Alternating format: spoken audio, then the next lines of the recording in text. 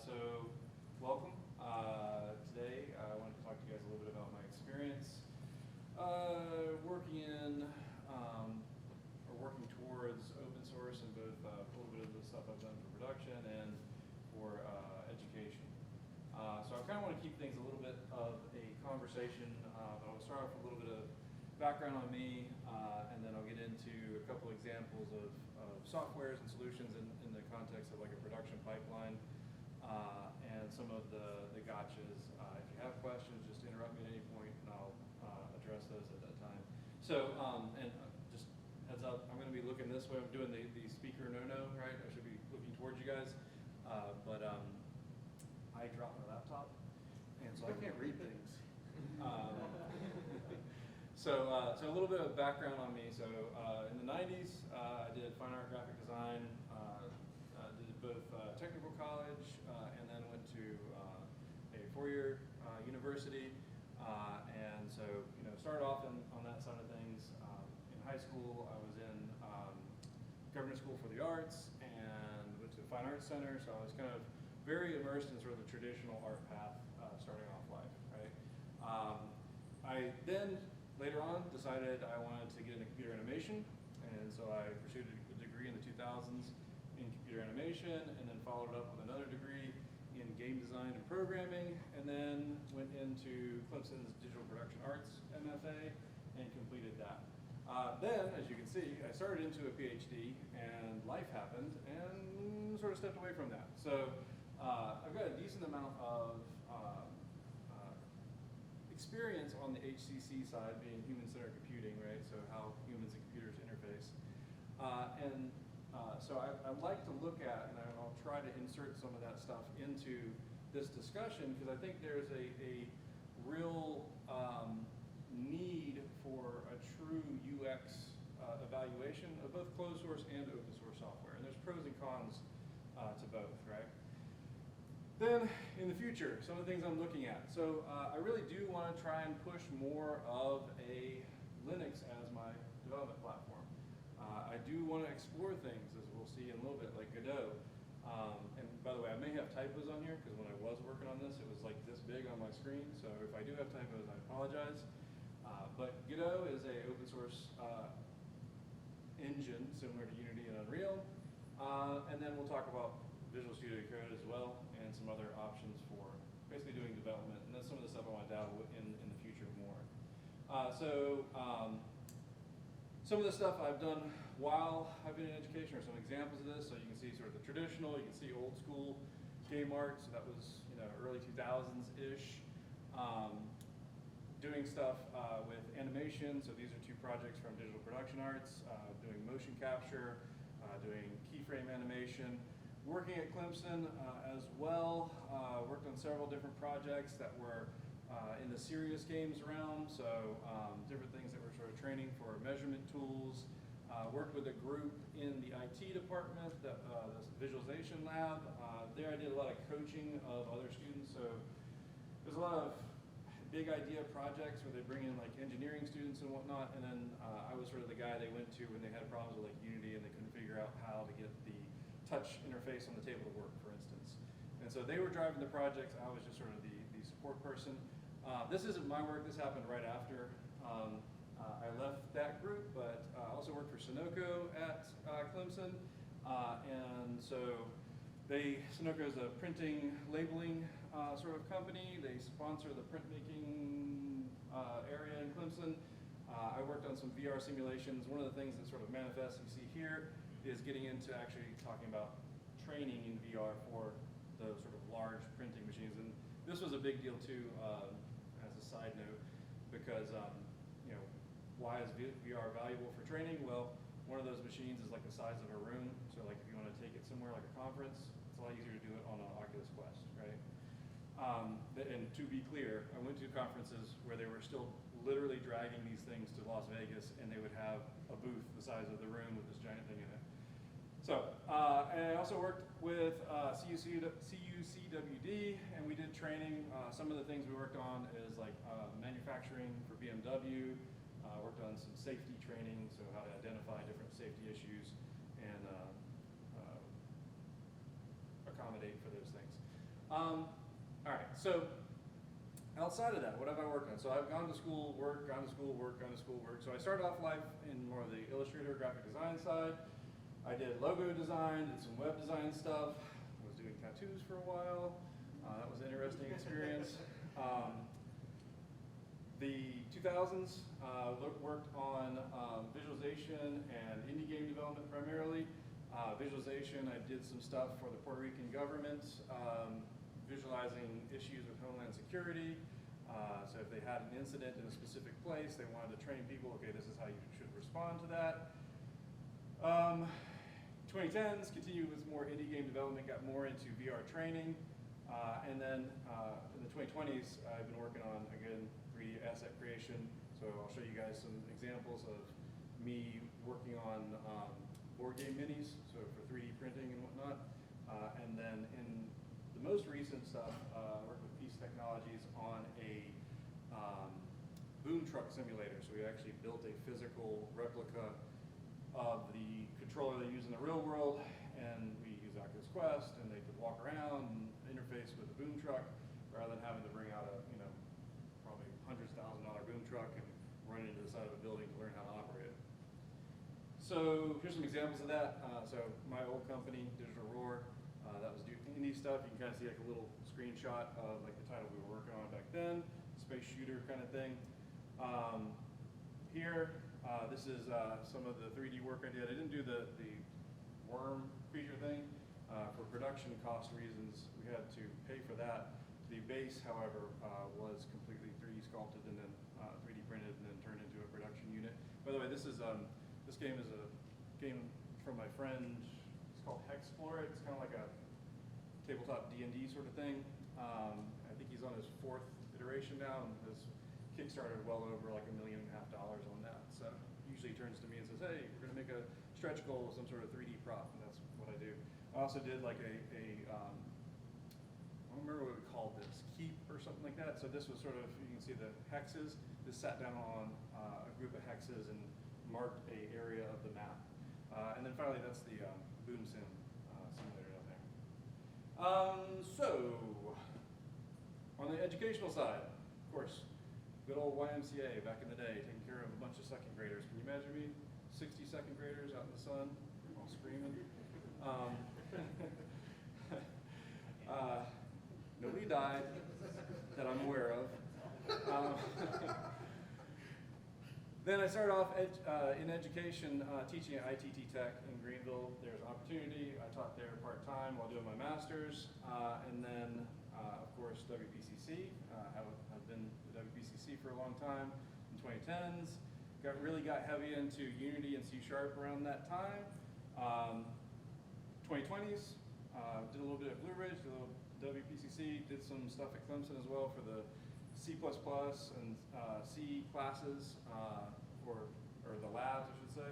So I've been around here. So I think I have a perspective that sort of touches a lot of different areas, right? So what I'm going to do is I'm going to extrapolate some of that into these 3 categories when I talk about open source software.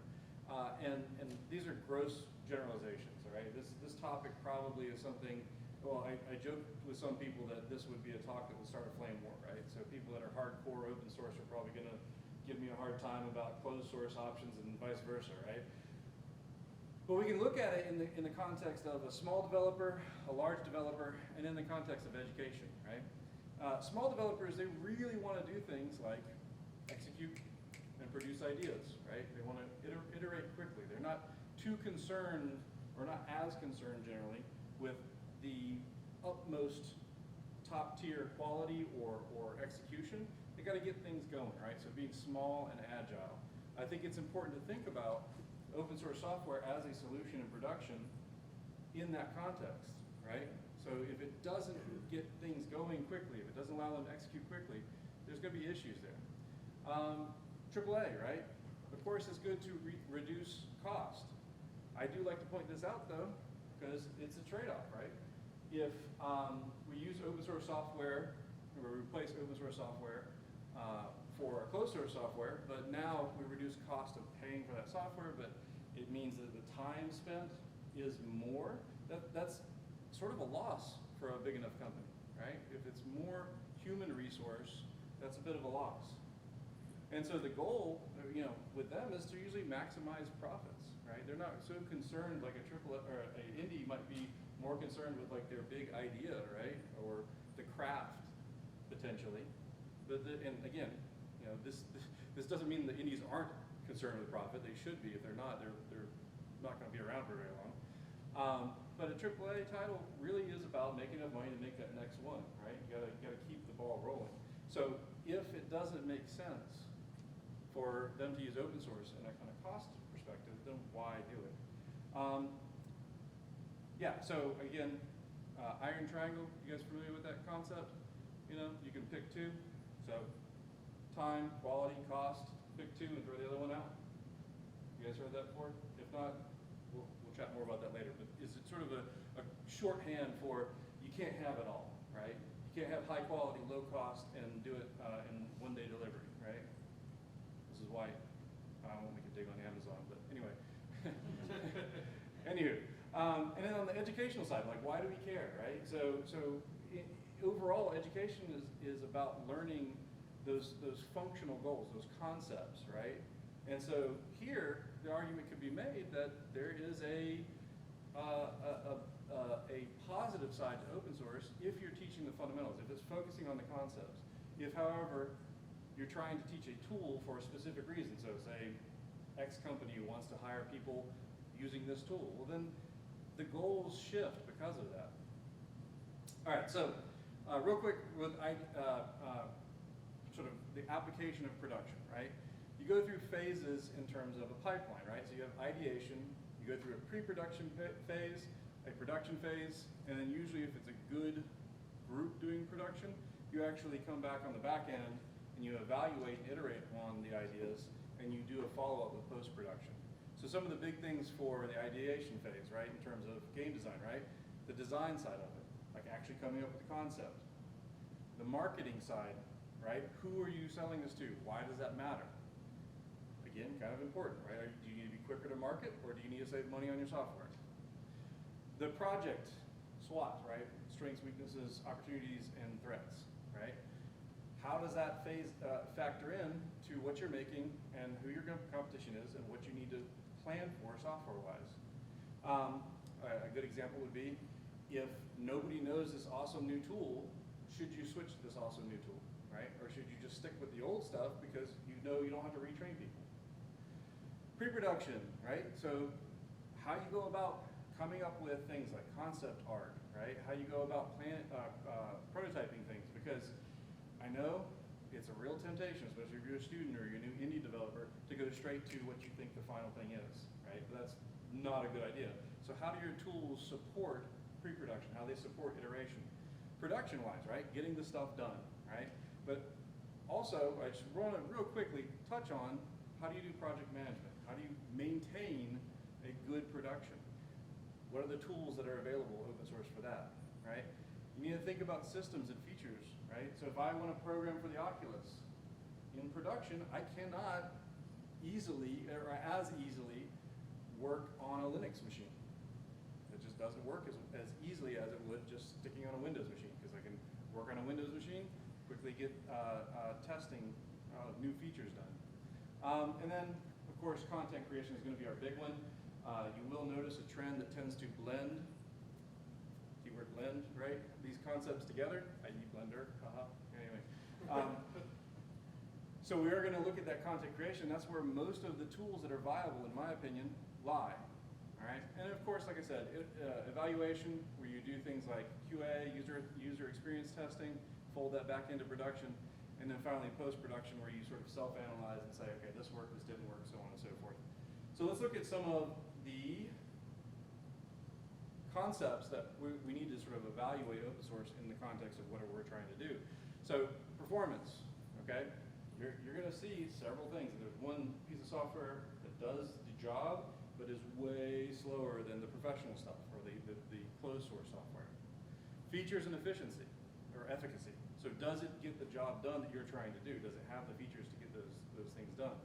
Ecosystem and integration. So Most of you guys are familiar with Adobe. One of the big selling points of Adobe is that everything's supposed to play nice together, right? Epic is doing a lot of this right now, right? Their engine and all the tools that they're sort of scooping up are supposed to play nice together, creating an ecosystem. That can be super valuable. Stability, right? How many people have used software that crashes, right? One of the reasons I put off Blender early on in my career is because it crashed over and over and over again, right? Support. So when I'm talking about open source too, I like to pre-evaluate. So I like to look at like what is out there. If they have good documentation, if they have a update frequency. So I'm going to talk about ArmorPaint briefly today. ArmorPaint kind of scares me a little bit because their news feed only comes out once every couple of months, and I'm like, come on, I like what you're doing. Let's keep moving forward.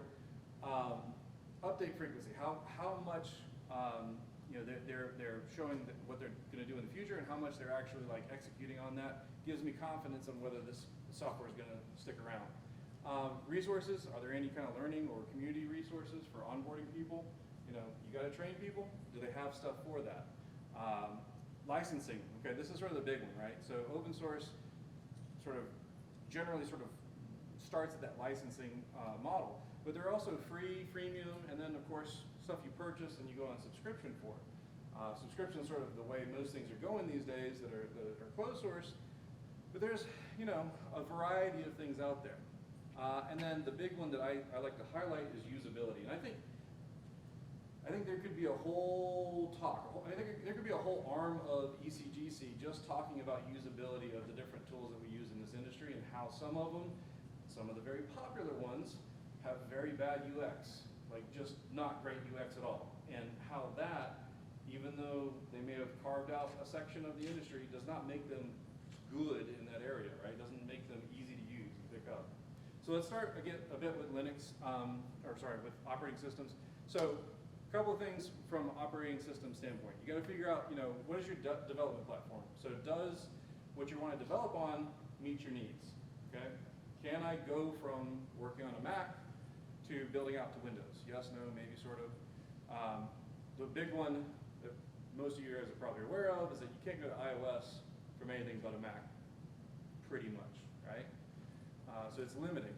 You also have to think about where you're going to distribute, like where you want things to land, right? And how, especially from an indie standpoint, you probably want to be as many platforms as possible.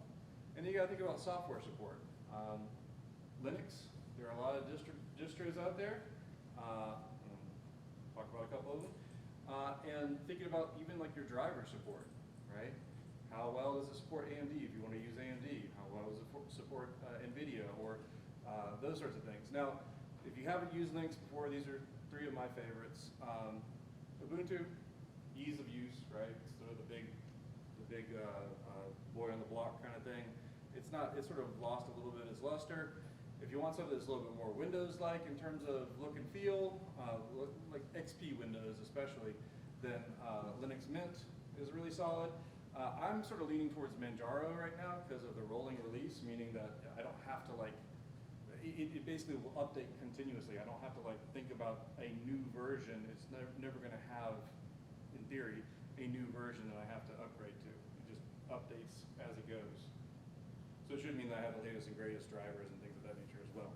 All right, so from a production pipeline standpoint, right? So getting started on things, one of the things we need to think about is collaboration. Now, most of this collaboration tools, and this is very high level, most of them are moving towards services, right?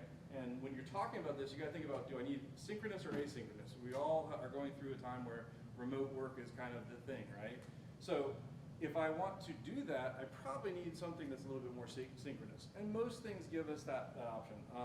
From an educational standpoint, you're sort of stuck with whatever the school, well, I shouldn't say stuck, but you're really encouraged to use whatever the school has adopted. So Western Piedmont used to use all the Google services. Now we're on Office 365. There's pros and cons to both. But none of these are generally as open source could be, right? You don't have a suite of these sort of general collaboration tools that is sort of hostable on your own server, for instance. Jira is more of the professional end for project management stuff and source control and whatnot. Git, of course, is more open, right? You You guys should be familiar with Git. In terms of Unity, Collaborate, Plastics SCM, so Plastics is going to be the replacement for Collaborate. There's a lot of different options there, but you got to think about how far open source you really want to commit to, right? And in certain cases, some of this stuff, it's better to have better functionality and even pay for the services rather than, you know, waste extra time wrestling with it. So, collaboration though for the future. Blender actually has a couple of things. So Blender has the Studio Asset Pipeline that's in the works. This is a collaborative tool, but it's built, Blender's kind of film first, right? When they develop stuff, it's usually for animation first. And then it sort of trickles down to game development, or it crosses over with game development. So their asset pipeline is built around the pipeline for film. It seems like it's super robust. I haven't played with it directly, but it gives you that set of tools to basically collaborate, to manage, and do versioning on artwork. And that's kind of a big thing, right? Being able to see, okay, here's the model version 1.0, Clyde has submitted version 2.0, we can compare them, we can download them, that kind of thing. They also have locally the asset browser. So this is kind of a way that you can have an asset library locally on your machine. My guess here is that these things are going to kind of merge over time, where you can have the asset library, but instead of having it locally, you can have it in the cloud or on a server. I do believe that if you want to interface with the asset pipeline, Blender Studio, which is like their studio, is a subscription you can pay for, and then they'll host that for you. But you could get, again, as most things, because the industry sort of usually starts with film and then trickles down to games, you can probably get some good mileage out of this if you needed it. Okay, so we talked about ideation, right? Indie, generally good enough is good enough, right? So we don't want to spend too much time and energy on coming up with ideas for a game. AAA, does it communicate clear enough? Are you getting the idea across? Quality, or I should say robustness of the design is probably a little bit more important there. And then, as you're going to see a lot with EDU, I'm going to emphasize conceptual robustness. It doesn't matter if, you know, the tool is made out of chicken wire and duct tape, as long as it gets the concept to the student, that then they can then apply it when they go to AAA or wherever and they use a different tool, because hint, hint, you're going to use whatever the studio tells you, right? All right, so of course you got old school design with pen and paper, post-it notes, whiteboard, all that kind of stuff. Then you start getting into things like flowcharts and spreadsheets. Of course, that can be offloaded into collaborative tools online. These are kind of the documents I usually harp on. So your general game design document, Word document, right? Your production, so things that sort of define the design, the aesthetics, the technical standards, the product design, aesthetic and technical standards, even things like, you know, what system it's going to run on. Your features, assets, and systems list, so the things that need to be built in code. Your component interaction matrix, you know, the things that are going to interact gameplay-wise. Systems flowchart and UML diagram, all those sorts of things can be done in, you know, Office, Google Spreadsheets, or as we'll see in a second, there is a open source option for this, but it lacks that online collaboration. You also have to think about maintenance and control. So what is maintenance control in production? It is monitoring your progress, making sure you're hitting the numbers, making sure you're on schedule, and then control is about refactoring that back in to make changes on the fly so that you stay on top of things. Okay? So productivity, quality control, and usually the sort of document that we use for that a lot is the Gantt chart. And so if you want to do this with open source, there is LibreOffice, right? There is a tool or a suite out there that you can use. However, and I don't think this is bad, other than you don't have that collaboration. My personal take is that I lean more towards Google, right? I like the Google tools. I like that even if you pay for them, they're reasonably priced, and they have a pretty decent set of functionality. We talk about content creation. Again, this is going to be the meat of things. Again, I think in indie, you're looking at getting stuff done. You're not looking at making perfection. So usability is probably your biggest concern. AAA, efficacy. are you getting done what you want to get done? Does it do the thing you want it to do, right? Is it accomplishing the goals? And then, again, education, conceptual robustness. And I think, again, even when I point out the areas of Blender that are lacking, they will still give you the basic fundamentals to teach people this is how the underlying things work, no matter if it's Blender or some $30,000 piece of software. It's still the same underlying concepts. So let's go through this production pipeline. So options for 2D, right? So 2D, you're making your concept art, your sprite sheets, your user interface, your textures, your animations, and whatnot, right? So what do we have on the pro? And I put prosumer on here because, again, most of these things are within reach from a personal budget, right? So you have your Adobe stuff, but you also have Affinity. Has anybody played with Affinity at all? If not, you should go look it up because it's a good competitor to, they have a Photoshop competitor, a Illustrator competitor, and a InDesign or publishing sort of competitor. And they're all really solid. The reason I really push Affinity as an option is that they work exactly the same on mobile devices, like 99.9%. So if you have an iPad with an Apple Pencil, you can be on the go and do most of your work through Affinity. Open source, there's a lot of stuff. Like you have GIMP for like raster graphics. So again, for anybody who doesn't know, I'm talking about editing pixels, right?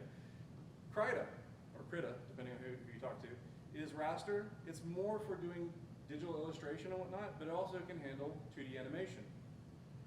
Inkscape is a great vector tool that's open source. And of course you have Blender, and I point out Blender Grease Pencil, because Grease Pencil is this weird 2.5D thing that's actually kind of cool for a lot of this. So again, GIMP is a Photoshop competitor. Pros and cons, right? I think that GIMP is serviceable. It is not as powerful. Like, what are the big takeaways from Adobe is that they are AI-driven. The past like 5-10 years, it's all been about AI-driven tools, right? And they do some amazing stuff with that. But if you can't do good stuff with the basic tools, the fancy tools are just a button that's doing it for you, right? I saw 3D Code. Anybody use 3D Code at all? So 3D Code's a pretty sharp little tool, right? I like some of the stuff coming out of it. They have a really nice, they had a really nice demo on the new version showing off their auto retopology tool, and I was like, oh, that's really sweet. But here's the thing, is especially if you're just starting off as a student, right? That's great. What happens when that breaks? What happens when it's kind of like your car, right? Your car is great, you can drive it, you can put gas in it. You might even be able to change the oil. But what happens when something deeper down breaks? If you don't have somebody else to fix it for you, you're just out of luck, right? Who's going to fix that for you in production? Nobody. They're going to say, ask somebody maybe, but you got to figure it out, right? You got to work through it. And so I would say GIMP, I personally am not the biggest fan of it. I think it's good. It's a good starting point. It's got a functionality there. I think it could be more than what it is. I think they need to give it a shot in the arm to catch it up with some stuff. Krita, this is actively developed. Like GIMP has updates. This, it seems like they're constantly, and I guess the point that really stands out is their community-driven stuff, right? So they're constantly having like YouTube videos or news posts that sort of show, okay, this is what we're doing, this is where we're going, and they're having that conversation. So it gives me faith that they're going to be there if I invest my time into learning how their software works. And again, it's got some really good tools. So if you're into sort of hand-painted textures, they have some really good tools for handling or assisting with that, so you can create seamless textures. They have some pretty good tools for perspective drawing, so if you're going to do isographic stuff for, say, like a 2D game. And then they also have animation, so if you want to do some traditional 2D animation with a digital tool, you can both do keyframed animation and hand-drawn animation. And of course, Inkscape is it's fairly straightforward. It is a step above, in my opinion, a competitor with Illustrator compared to how GIMP is a competitor with Photoshop. The big thing they just did is a super huge performance update. One of the latest versions kind of brought it up to speed. If you go back and you look at like old YouTube videos of people showing off a comparison between Inkscape and say Illustrator, if you're working with big files, it would just chug, right? Now, the new version, it doesn't blow the doors off of Illustrator, but it gets you 90% there. And if that's all you need for what you're trying to do, then that's fine. It covers all those core concepts. And then I really do think this is a cool tool. So Grease Pencil is basically like a 3.5D drawing tool, right? You're drawing in 3D space, essentially. And so it's very useful for doing concept art, but you can also do things like storyboards and actually do 3D camera moves. You can animate in this, and you can do hand-drawn animation, and then also blend that with keyframe animation. So if I don't want to redraw the arm moving like this in every single frame, I can draw it once and twice, and then just sort of keyframe on top of that and get the best of both worlds. So Grease Pencil is a really cool tool. The other part is, with concept art that's really cool, is you can draw in 3D. So if you want to rotate the model or rotate the scene around and draw on a different plane, you can do that. And then you can convert it to 3D as a starting point for, say, like a sculpt or something like that. So this is a neat little tool that's kind of out of the box that kind of came out of, really, quite honestly, annotation tools in Blender. All right, so I'm not going to play all of this, but I encourage you guys to go check out this channel. This guy just launched this. And I'm not going to have audio, so I'm just going to sort of show you real quick. So this is Brad Colbert, I think say his name. Anyway, he's a YouTuber that, that's a weird shot to stop on. Let's see if I can find something that's not his face.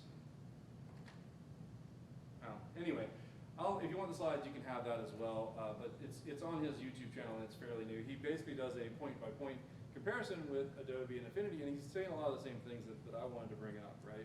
It doesn't really matter as long as it gets what you need done. It supports the general features of that, and it has the same basic concepts, right? And so I thought that was a really good or poignant comparison by somebody who does comparisons all day long. Like usually it's like drawing tablets and stuff like that, but that's what his YouTube channel is all about. So check it out from an Illustrator standpoint later on. There we go. All right, so let's look at modeling, right? So traditional modeling is essentially like editing verts, edges, and faces, right? Moving those things around, merging verts together. It's fairly straightforward, right? Once you understand the underlying nature of a mesh. So on the professional side, you have Autodesk Maya and 3D Studio Max. I like to point out iOS on here because it's starting to become a real competitor to do 3D sculpting, the whole 9 yards, 3D painting, retopology. There's a new, we'll talk about retopology in a second. There's a new software that works on iOS. So if you want to work on your iPad, that's really becoming a serious competitor in some ways, depending on the level of project that you're working on. Open source, Blender, right? So Blender has all those traditional 3D tools, and you can see them. This is a shot from a training video from Creative Shrimp, I believe, on some hard surface modeling. So you have all the core tools there to do that for traditional. Something new that they have, when we talk about procedural modeling. So procedural modeling is using, nodes or node graphs to create different things, right? Through usually referencing like individual meshes and duplicating them and whatnot. And traditionally, or more recently, you look at professional tools and mainly Houdini. I mean, some other tools have this, but Houdini's kind of like the big player, right, in procedural stuff. Blender is starting to move node-based, completely node-based. So their biggest area that they're moving into right now is called geometry nodes. And so all of that cityscape right there is just procedural. It's a couple of pieces, and they pumped in some parameters. You can sort of see the node network right there, and it auto-generates this. So why does that matter? Well, if you're going to make a Grand Theft Auto, right, that's a big city, you don't want to place every single light bulb in the entire city, right, by hand. That's just not feasible. So you have tools now with open source. Now, big difference here, and I don't know about Unreal. I think, no, I do know about Unreal. Unreal does have this, I'm pretty sure. Unreal and Unity both have plugins for Houdini, so you can take the procedural stuff out of the software and plug it right into the engine. There's nothing like that yet for Blender, right? So when you make stuff procedurally, you're kind of like locking it in when you go to the engine. It's not editable in the same sort of way going forward. Sculpting, right? So if you want to model, sometimes you've got to sculpt, and you're basically pushing and pulling polygons back and forth. And there's the big players, right? ZBrush has been around for forever. I remember the first SIGGRAPH I went to, ZBrush was, I think the second version was coming out. 3D Coat is a really good option. Mudbox, why do I bring up Mudbox? Oh, Mudbox. That's the stepchild from Autodesk right now. They purchased that. That was supposed to be a ZBrush competitor. Poof. They'll still charge you $10 a month for it, right? But it hasn't been truly updated in 5, 6 years, right? Just to show, closed source doesn't save you, right? Doesn't mean that you're going to get away from the fact that it may not become supported or that the features may stay broken. There's stuff in Maya that I remember from version 2004 or something like that that's still broken in Maya, right? Blender has decent sculpting tools, right? I don't think you're ever going to rival ZBrush in terms of the amount of polys you can push, but you can do a lot. Here's something that sort of hit me when talking to a friend of mine over the conference. You know, the big thing with ZBrush being able to push obnoxious amounts of polygons used to be that was how you got detailed sculpts. Hardware is advanced, right? You can have a pretty reasonably cost monster custom machine these days, right? So you can just brute force a lot of that. I'm not saying that Blender hasn't optimized, but you can't brute force a lot of that. Retopology, all right? So after you've sculpted something, you got to turn it into some sort of efficient mesh, right? Something that's got good edge loops, things of that nature. And you have Maya, 3ds Max, and TopoGun is a good closed source option there. Blender has stuff. It's not it's not top tier sort of stuff, right? It is literally combining some of their snapping with their shrink wrap modifier, and so there's a workflow for it. You have to massage it, right? You have to really work around its limitations. It's doable, and the reason I really want to bring this up is because this is what I'll hear all the time. Oh, there's add-ons for that. I think the add-on system in most of the open source software is great, right? It's nice for the community to be able to add stuff in there. It should not be for something that I think is a core element of a workflow, right? The core element of a workflow should be supported out of the box. Blender's still working on that one. We talked about 3D scanning, right? So how many people have done photogrammetry in here? I know a couple, like every day of your life for like the past. So photogrammetry is, again, taking a bunch of images and of an object and turning that into 3D geometry, right? And you have some really awesome software out there for it. Reality Capture is really great. Agisoft Metashape is the one I'm most familiar with, and I like that one a lot. 3D Zephyr is another competitor. Both Reality Capture and 3D Zephyr, the downside is you can't run that without an NVIDIA card, right?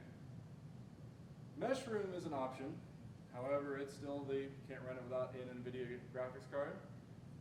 And what you're paying for, if you go from open source with Meshroom, because Meshroom does a decent enough job. I mean, I will say, quality-wise, if you pump the same data in, Meshroom is, it's not quite where it needs to be, but it's within striking distance of some of these. However, the big thing is time, right? So in production, again, time is valuable. If it takes me 6 hours to compute a rock 3D scan versus an hour, I'm getting a lot more work done in that if I go with the hour option. And so that's really what you're paying for, especially at this level. I do think that if you do get a chance to play with Meshroom, it's nice because it breaks down all the steps and you can kind of see what's sort of going on behind the scenes in these other software, the concepts, because it's a node-based system. And so that's kind of a neat, powerful thing, but it is slower. UVing. Oh boy, UVing. How many people love to UV in here? Yeah, if you've done UVing, most people are not. It's like, okay, I can get to the point where I tolerate it, but nobody is like, I love this thing.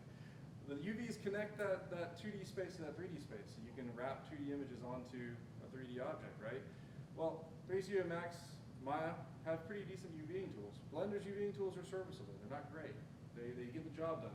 There is a great add-on. There's Text Tools, and there's another one too, but Text Tools is a free one. But again, here's the thing. This is core to production. Why is this not first rate, right? Blender is on the roadmap, supposedly making UVing and texturing inside of Blender a priority for the next major release. So we talk about texturing. Once you have model texture, yada, yada, yada, right? What do we have option-wise? Well, of course you can just paint in 2D, right? So our Photoshop, Affinity, GIMP and Krita. Again, GIMP is really more of a Photoshop competitor. Why is Photoshop called Photoshop? Because it's not really made for texturing, right? It was made for photo editing. So its tools were originally for photo editing. If GIMP is trying to copy or emulate Photoshop, it's better for photo editing. I'm going to tell you, back in the day, we used to take photos and cut them out and slap them on as textures, right? Don't do that. that's no longer acceptable, right? So we have to either paint the textures or generate them in a more high quality sense. We don't just go to Google image search and cut them out. Krita actually is really good, again, for that hand painted stuff. But now most of what we do is physically based, right? We're trying to emulate the qualities of different materials. There's real world data on what the qualities of, say, gold or bronze are. You should be working with those things. And there's tools out there to work on a physically based level, right? Where you're painting 3D. Substance, now purchased by Adobe, right, is a big one. Pixel Mixer, again, that epic ecosystem, right? If you're trying to tie into that ecosystem, that's a good one. You could paint 3D in Blender. It's not good. Like, it's good enough for like basic stuff, right? But even like painting like hand painted stuff in 3D, cool. So they don't have layers now. They haven't implemented layers, so I can only paint over top and make changes directly to the pixels that I'm editing. Not a good thing for the workflow. ArmorPaint is an option, however, and you can see kind of like this is from a video of a YouTuber that does Blender stuff. He did the same texturing and Mixer, Substance, and ArmorPaint. And again, ArmorPaint isn't Substance. Okay, Substance has been around for a long time. It's a more robust setup, but if you can get within striking distance of Substance with ArmorPaint, and that's fine for what you're doing, then do that. I will say ArmorPaint, he makes me nervous with his update cycle, because it seems like it's just a tad bit on the edge of like, this is taking too long to see some sort of new progress. And to give total props while I'm at it, Epic Mega Grants has been supporting a lot of this open source stuff. So you'll go on Blender's website, you go on ArmorPaint's website, and Epic is dumping money into these different tools, which is super awesome. We need to give them credit for that. On the rigging side, okay, Maya Max, Blender, same sort of thing there. We talk about animation, right? All the same people. I will say, anybody an animator in here? Like, does keyframe animation at all? A little bit? Okay. So if you've done it in Maya or other tools, usually you have layers and blending, so you can work a little bit non-linearly. Blender has some of that. It's a little bit robust, but as an example of what you can produce in Blender, this is an artist that is actually working on a sort of a MOBA title that's sort of based on sea creatures. This particular character isn't from that, but you can do pretty good animation in Blender, I will say, even with some of the limitations. But when we talk about game art, right? Oftentimes it's about getting more out of less, right? So if you're going to build like a walk cycle and a clapping animation, you want to blend those things together. That sort of stuff is a little harder. Also, as we'll see with motion capture, there's options here, but with Blender retargeting, your motion capture data in Blender is a little bit clunky. So we talk about motion capture, okay? Motion capture is all over the place, right? You have different systems, right? You have optical systems, you have IMUs, where you track the rotation of devices put over the body. There's a lot of different ways to approach motion capture, and they all have their pros and cons. Usually some of them, some of the big areas are how big of a tracking space you have, what kind of fidelity, how many things can track. This guy's got an interesting project called Free Mocap. It's new, you can download it and run it, but it's a little rough around the edges still, but it does a pretty good job of doing a multi-camera system, so you can just use like any number of webcams. I think you have minimum have to have 2, and it does require right now like this calibration phase every single time. But then once it calibrates, it does an okay job tracking the body and even does some hand and face tracking as well. which is kind of unique to this, right? Because a lot of tracking technologies, they'll do one or the other really good, but you don't usually get everything all in one. And again, this isn't going to blow the doors off of like somebody that does face tracking really, really well completely. But you know, for being open source and being free and easy to download and run with basic computer hardware, a couple of webcams, it's not too bad.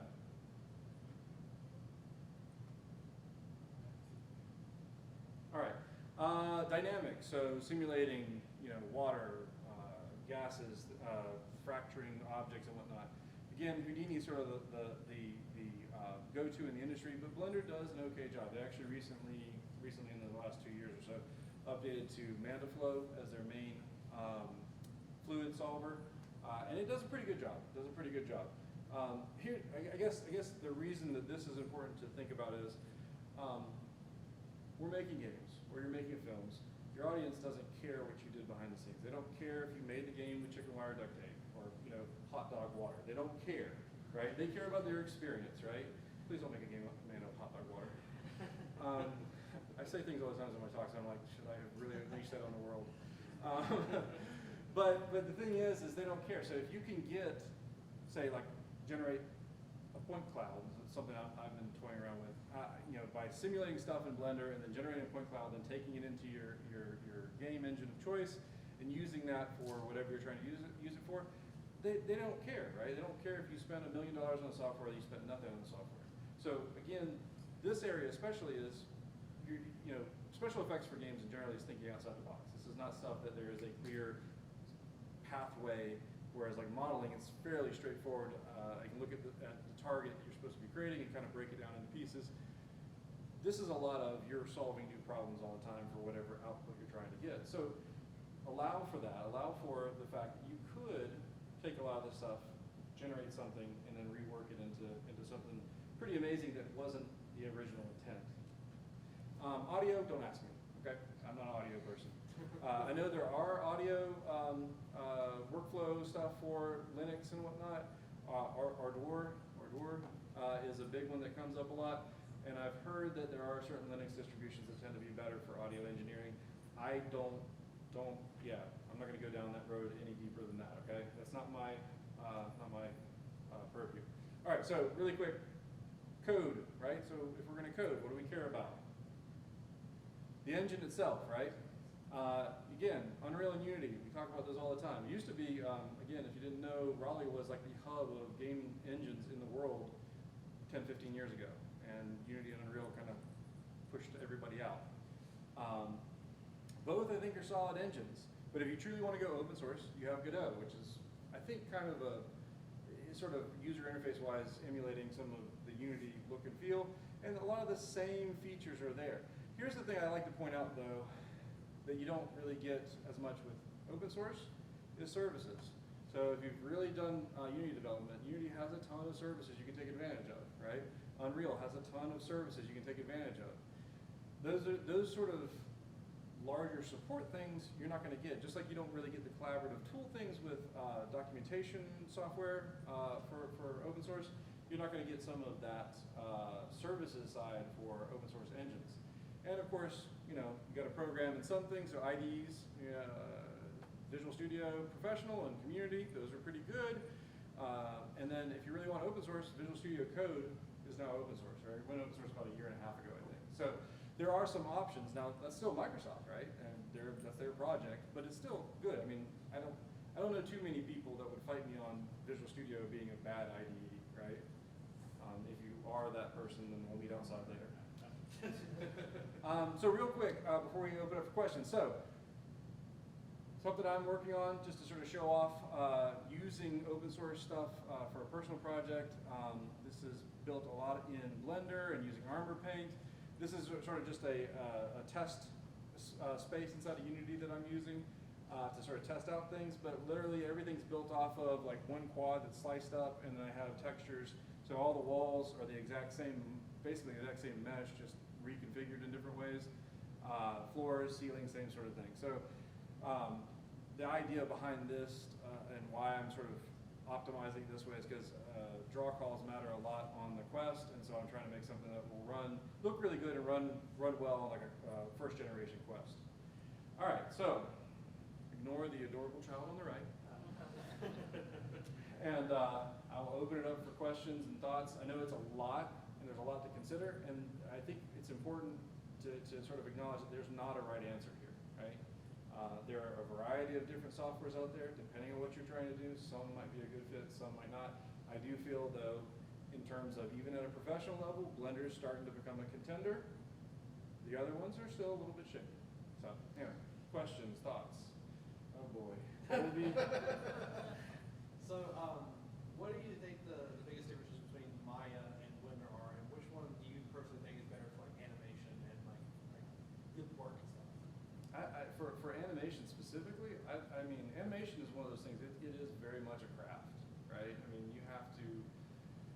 So I don't know that Maya or Blender would be better in that sense. Now, the one area that I've run into is, again, no real high quality ways that are built in for transferring mocap data, and then when you're doing hand animation, being able to sort of have layers and control blending between different animations is a little less robust in Blender. But yeah, that's, if you're specifically targeting animation, I don't think either one is necessarily like off the charts better than the other one. Yeah. Question back there? Yeah. You. I was just going to fill in on the audio, like engineering composing side. Yeah. For the provisional stuff, it would be on Pro Tools and WYs, I think is the main one. Yeah. On the more professional consumer side, we also have things like GarageBand and Fruit Loop Studio. GarageBand comes with iOS, I think. I think you have to purchase it, but I think you could buy it with your Mac and it's a discount or something. For open source, I personally use Mixcraft. Yeah. That's starting to become really good. Some people have used Cubase, and if you want to be like really old school, try Audacity. Yeah. Well, Audacity licensing wise, so that's a good one to bring up because licensing wise, it got real weird here recently. I can't remember all the details on it, but it was sort of purchased but still open source, but it was like embedding stuff in the software that was doing weird things. So I think they backpedaled on that. But so that's a really good one to bring up. And then a question I asked, there used to be a legal panel or a legal track, and years ago I worked with Zach. I can't remember his last name. Anyway, I asked him, like, okay, well, if open source software is cool to use in a company, are big companies afraid of open source software because if you create something with it, is that thing now open source? Is it a derivative product? And he's been an entertainment lawyer for a while, and he couldn't answer the question. So I think you got follow. Going on that, it depends on what type of open source it is. Because some of them, the license for them, anything created in the software becomes open source. So it depends on what program you're using, what open source license is. What license is it that enforces the creation? Do you remember? Something Stanford made a one that anything made with that license becomes open source after it's been. Yeah, and I think that's the case. So even if you're indie, and I know AAA is the same sort of way. Generally, it's not if you can win a lawsuit, it's whether you got sued at all sort of thing, or you had to go to court at all, and the headache from all that stuff. That's why big companies settle all the time, because it's like, hey, this is easier, it's cheaper. Definitely, if you're indie, you don't want to go to court, and so I can understand why some people are afraid of open source if there is some overlap in that area there. So yeah, cool. Anybody else? Anybody dabbling in open source development at all? Yeah. Well, you guys, yeah, you're forced to.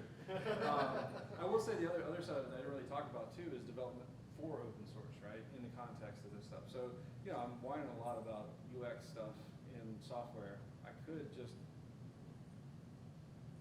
pick myself up by my bootstraps and go write the code for it, I guess. And I think that's a powerful thing. I know. So years ago at the conference in Atlanta, I spoke with the lead for, I think it was CCP at the time, the tech lead over there, and we talked about Blender. He's like, I wish the artists would switch over to Blender because it would give me so much flexibility to just write whatever I wanted, right? I mean, I think that's kind of why, if I remember correctly, that's why Autodesk, or well, it wasn't Autodesk Maya at the time, but why Maya got so much traction is because of its customization, right? Because you could go in there and flip things around. Yeah. I guess one of the big things for me is I've worked with Adobe products and Photoshop and stuff, and they are powerful.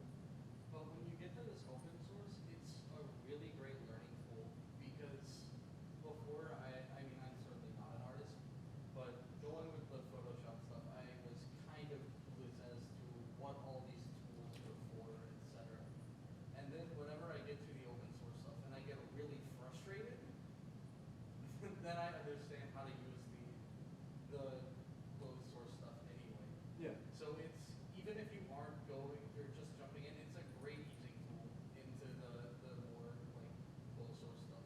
Yeah, because underlying is all conceptually very similar, if not the same. Yeah. Yeah, they just change the name and the icon for the button a lot of times. All right. Anybody else? Cool. All right. Thanks, everybody. I appreciate it.